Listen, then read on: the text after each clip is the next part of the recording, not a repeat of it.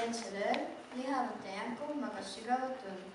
Kui ta hommikul ärkas, ei leidnud ta korvi värviliste munadega mitte kusagil. Ta otsis kõige veidramatest kohtadest, kuid lootusetult. Ta leidis nad mudased jäljed ning otsustas neile järgneda. Ta jõudis metsani, mida ta mitte kunagi polnud näinud.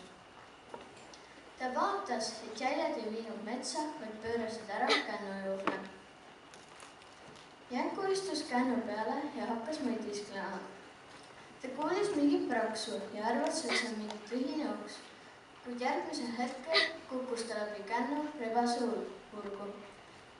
Pallide sulgede sisse.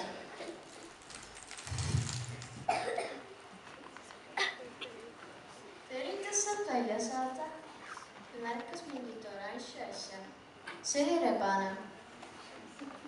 Janko hüppas sulgedest välja ja rebane ehmus ning jooksis ära. Ta leidis oma korvi ja asus laste poole tööle. Ta tegi igale lapsele väikese kingituse, jättes neile tibu ja värvilise muna. Lihavatud olidki päästetud.